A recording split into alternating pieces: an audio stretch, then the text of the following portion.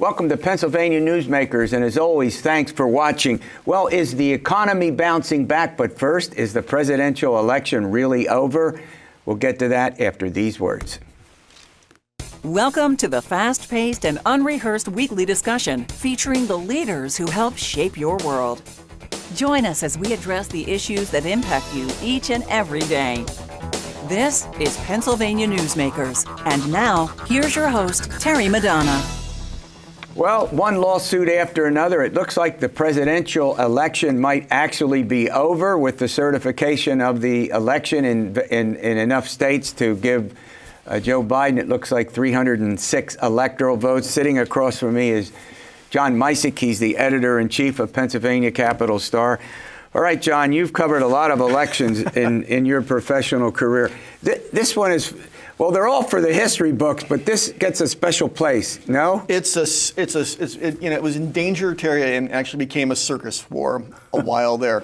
The Secretary of State, the Department of State, certified Pennsylvania's election results beginning of last week. Right. That's put Joe Biden on track to claim the state's 20 electoral votes. The Electoral College, of course, meets in December to formally vote on that. Right. This has not stopped President Trump, of course, from continuing to try to litigate, to refusing to concede. We are taping on a Wednesday before Thanksgiving, and in a couple of hours from now, Republicans are going to meet down in Gettysburg with Rudy Giuliani, with President Trump, to hold some sort of public hearing that no doubt degenerate into a circus. But, you know, it's so undignified the way this is coming down. Republicans who so often clothe themselves in the Constitution are really making a mockery out of the process. And it's difficult to imagine, now that the results have been certified and now that pretty much all of the litigation has been swept away, what they hope to accomplish. Yeah, I took the view early. I took the view, look, any candidate has a right to pursue, you know, all the legal channels. But at some point, and I think we're at that point where it just simply has to end. Now, the good news is that it looks like the transition for the Biden administration is underway with the cooperation of the Trump administration. So on the positive side, without at least the deliberate obstruction of the Trump administration. Cooperation might be too strong a word.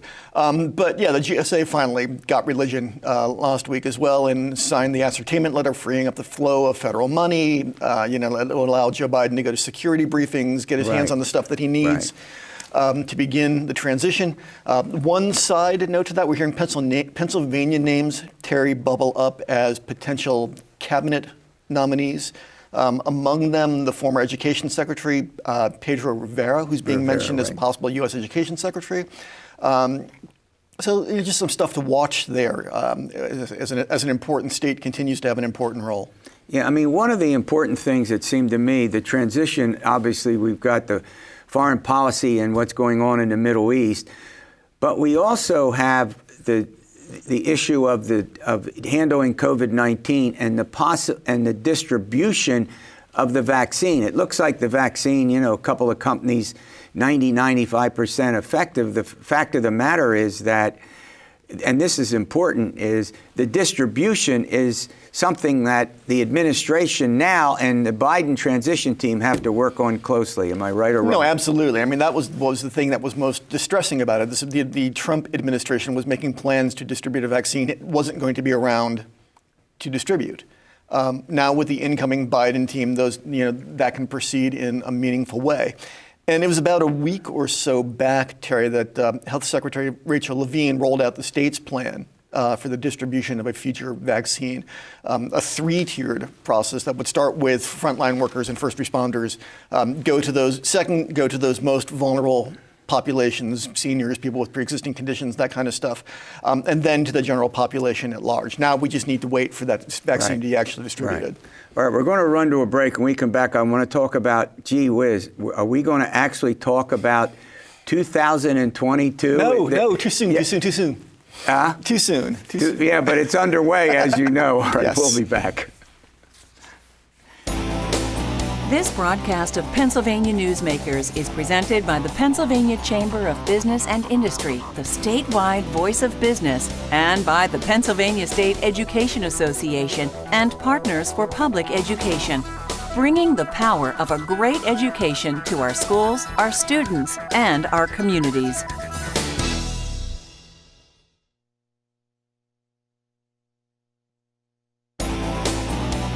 This broadcast of Pennsylvania Newsmakers is brought to you by the Pennsylvania Highway Information Association, the go-to source to learn about transportation projects and issues.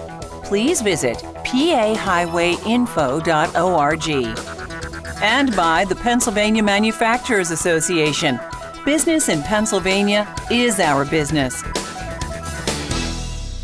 All right, John Micek. Well, I'll tell you what, we just got out of one election and we're heading into another one, and it's a pretty big one. Governor Wolf is term limited and can't seek re-election in 2 years. We have Senator Toomey, who gave up the Senate seat. So for the first time in decades, we have two literally open major elections in this state with no incumbent, and we could put together one list after another of the possible candidates. And this is going to be, A, nationally watched, but B, the campaign quietly is underway, but I'll tell you what, come January, the floodgates open. Yeah, I mean, I'm not even past my PTSD from November 3rd yet, and we're already starting to think about 2022. But, let's start with U.S. Senate. There's no doubt that Pat Toomey ripped open an enormous hole in the Republican bench when he announced that he wasn't going to run for U.S. Senate, when he announced nor would he seek the Republican nomination for governor in 2022, which was widely expected. Yeah. So, I mean, that basically opens the floodgate for any Republican with any ambitions at all to kind of step up. Conversely, there's the race for governor in 2022. Governor Wolf not able to run for re-election. We hear names emerging for that already. Jake Corman, the now Senate President pro tempore, is always mentioned as a perennial candidate. Senator Camara Bartolotta from Washington County occasionally mentioned. I mean, but Toomey was kind of the big dog, and now those are both wide open fields. Yeah. And you're right. I mean, we're in a perpetual campaign cycle, and once we get past the new year, once we get past the Christmas holidays, that's when you're going to start seeing that infrastructure pop up. People reaching out to donors, campaigns beginning to spring up. It's a so-called off year in 21 as well. So there's not going to be a lot of political drama as well. I mean, what was really surprising in this state was that Joe Biden won, and it looks like it's 80,000 votes plus 1.2%. He did obviously better than President Trump did 4 years ago when he won by 44,000. But there's something else going on as well. The Republicans actually picked up, it looks like, perhaps 2 seats, maybe 3 in the state House. Right. And then when you go to the state Senate, and it looks like it'll remain about the same. So the Republicans will control the General Assembly, and we have a Democratic governor. Governor Wolf has 2 more years in his term. As you know, the last 2 years of a governor's term are not the most proficient, effective. How many different ways can you describe it? Yeah, I mean, there's one state Senate race in Western Pennsylvania that's still kind of on the bubble and is being litigated. That's Jim Brewster's seat in the 45th Senate District, I think is the one out there in suburban Pittsburgh.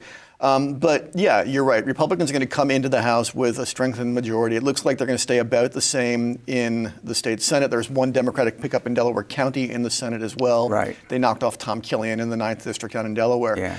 But what's really important, Terry, is that starting in January, we're going to start talking about the decennial redistricting of Pennsylvania's legislative districts and the redraw of the congressional map. Democrats were working at what they hoped was going to be a 2-cycle strategy to flip the House and to reinforce their ranks in the Senate to give them a bigger seat at the table in the redraw. That's not going to happen now, so that changes the playing field for them entirely. And Pennsylvania's going to lose a congressional seat next cycle, too. Yeah, well, look, every single member of the congressional delegation, that's 18 people, 9 Democrats, 9 Republicans, all won re-election. Now, some of them were, we're not sweeping victories, but there were a number of Republicans and Democrats who did win big. And it was, in some way, a surprise that all 18 won re-election. Which makes the claims about fraud laughable. Because the Democrats would have to be the worst thieves in the entire world not to win down ballot, and to stay even in the congressional races. But I mean, that's kind of the real story here, is that the way the things dropped off. The Republicans, by the way, we should point out, picked up 2 out of the 3 statewide row offices. That's exactly right. Auditor General and State Treasurer. And that's the first time in however the heck long that an incumbent has been knocked off in one of those races. So I mean, there are real GOP gains down there, and there's some deep thinking I think that Democrats have to do about what happened in those down ballot races and why they didn't perform as well as they thought they were going to. Well, look, I want to thank you for coming on. As you know, you're always welcome here. Great insights. Sure. All right, is the economy bouncing back? We'll find out after these words. This broadcast of Pennsylvania Newsmakers is brought to you by Cross-State Credit Union Association. Credit unions, where people are worth more than money. To find a credit union that is right for you, go to ibelong.org. And by the Energy Association of Pennsylvania, Pennsylvania's energy information source.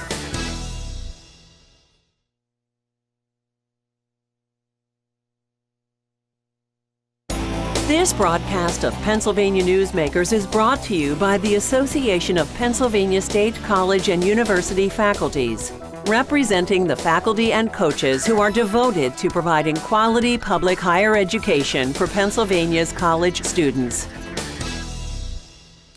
Well, I couldn't have a better guest to talk about is the economy bouncing back than David Taylor. He's the president and CEO of the Pennsylvania Manufacturers Association and a frequent guest. All right, you're the expert. I mean, you do this for a living in terms of your job.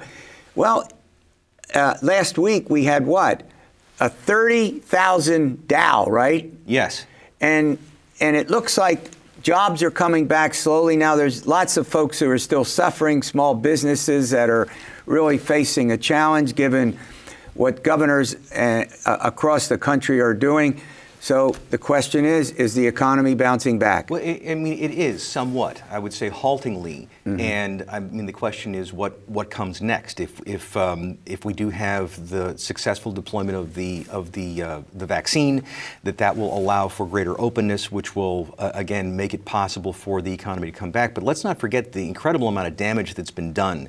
Even the governor himself last week said that we don't want to trash the economy the way that he did back in the spring. And so I think there's a recognition now that the lockdown did an awful lot of damage, and certainly that damage isn't going to be easily repaired. But that's a big debate going on, state by state by state, municipality by municipality.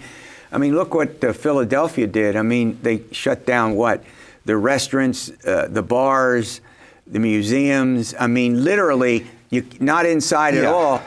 I mean, and I've said this before, Terry. I mean, the goal needs to be total harm minimization, and that the lockdown approach that was adopted by Governor Wolf back in the spring, in hindsight, it was a mistake. And I think in the early weeks that kind of overreaction is understandable and forgivable. Mm-hmm. But we need to learn the lessons from 2020 and adapt, that we need total harm minimization, and especially that for those businesses, to the degree that they can be open safely, we need them to be open so that they survive. Yeah. And one of the key steps forward in that process is protecting entities that are abiding by CDC guidelines and Department of Health guidelines for COVID safety. Sure. We need to give them protection from lawsuits, and that the General Assembly has moved on that House Bill 1737 at the time that we're talking, Terry, was amended by the Senate, passed by the House. It's on Governor Wolf's desk, and that every entity in Pennsylvania, from the education community to the healthcare community to the business community, agriculture community, have endorsed this legislation and want the governor to sign it. When you say liability protection, limited liability protection, yes. What's that really mean? Well, what it means is this is only for the duration of the pandemic. So this is limited in time, and it would be that for those entities that are abiding by CDC guidelines, Department of Health guidelines, doing all the things that we know people are supposed to do with masks and social distancing and plexiglass and sanitizing workstations and all of those things to minimize risk, that because the pandemic, the infection is everywhere, and that for those entities, whether they're businesses or schools or healthcare facilities that are abiding by those rules, that if they do that and can prove that they're doing it, that there should be some basic safe harbor from being plundered by lawsuits. Yeah, and any word on what the governor's likely to do? Well, I don't know. I mean, we're hopeful. We're making our best case. We're having the people closest to him, in the education community, the healthcare community in Philadelphia, Sure. to reach out to the governor. But again, he's long been aligned with the trial bar, and we just hope that he will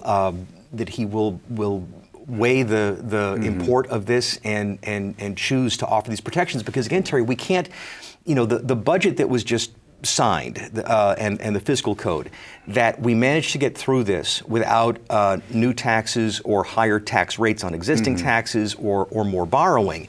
But we spent like $3 billion of non-recurring funds. We spent all of the care funds. There were transfers from other budgetary funds. Like, if we're going to survive next year's budget, Right. we need the economy to be growing. All right, we're going to run to a break. When we come back, I want to talk about some other aspects of the state budget, particularly whether we're likely to see increases in the income tax and the sales tax next year, which a lot of us would have to pay. Back in a moment. This broadcast of Pennsylvania Newsmakers is brought to you by the Pennsylvania Medical Society. Inspired physicians committed to the good health of Pennsylvanians and the advancement of the practice of medicine.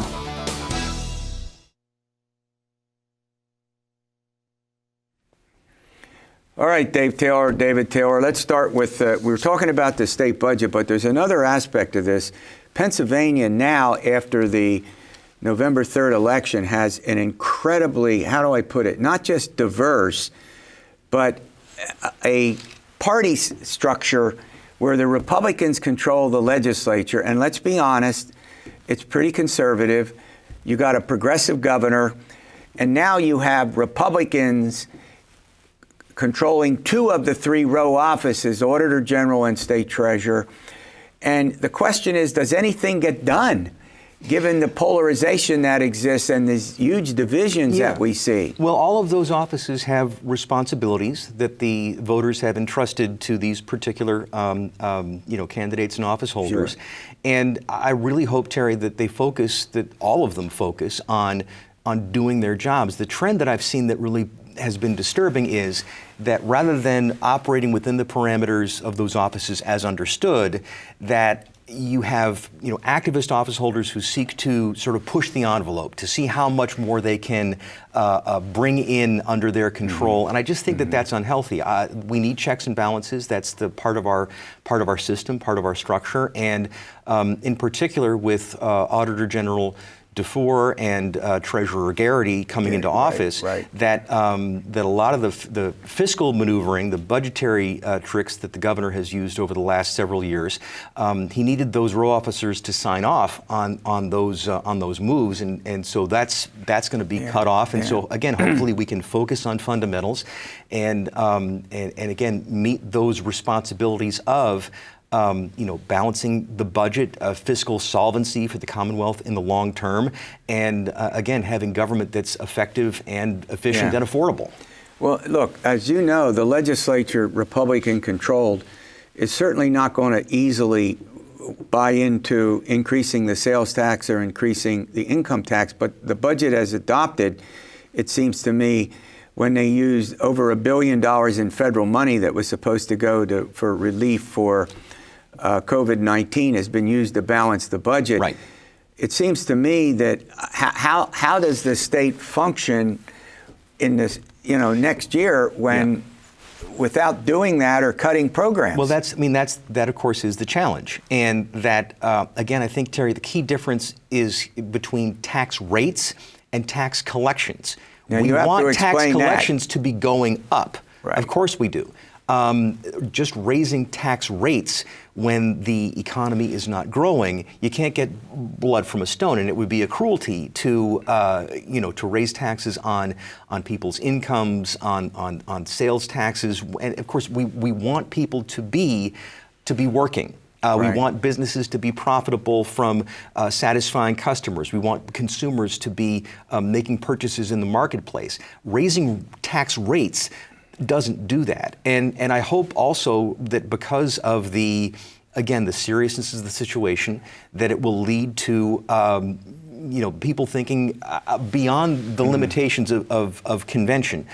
I mean, one of the things that's available is, of course, the state liquor monopoly, and it's a wholesale and retail monopoly. Boy, has that been a debate in this state for decades. It has been, and so, if there was a time when we would take that asset and sell it off, well, it still has value. The kind of budget situation that we're going to be facing next year, I mean, the time, I would say, has come. Yeah. The other aspect of this is the general health of the economy in the state. It seems to have improved slowly, incrementally, but there is improvement. Am I right or wrong about that? I mean, yeah, we are bouncing back. There's no question that the unemployment rate, which had spiked, is coming down. That overall, I mean, nationally, that growth in the third quarter was pretty good. And, we all need to, I mean, we're hopeful that those trends will continue, but there are specific things that our policymakers need to do to, to see to it that continues here in Pennsylvania. And of course, that brings me back to the, to House Bill 1737. Like I said before, Terry, we needed this relief months ago, and the governor could have done this just through executive order. You've got businesses and entities that are questioning, can I stay open? Am I going to take the risk of continuing to try to operate this business, this enterprise? And that's part of the decision making of am I going to keep going? Is, what is my exposure to lawsuits? If Harrisburg could provide at least that much relief to say, if you are abiding by these practices, that you will have a baseline of protection against being sued. Yeah. Now, before I let you go, manufacturing, how's it doing in the state? Well, again, manufacturing is the engine that drives Pennsylvania's economy. Why did I expect you to say that? It's the sector that adds the most value and has the strongest multiplier effect on job creation. Manufacturing is part of that recovery. And in fact, Terry, it's a paradox. We've gotten to that point where that the workforce challenge of finding qualified people for the positions that are open, that continues to be a real challenge for manufacturing employers, but that of course is a whole different program. Yeah, no, you're exactly right. You're exactly right. Well, look, I want to thank you for coming in. You'll keep us abreast of all of this as time goes on. I do think the economy looks like it's moving forward, maybe at a slower pace. All right, we'll see you next week for another edition of Pennsylvania Newsmakers, and as always, you stay well.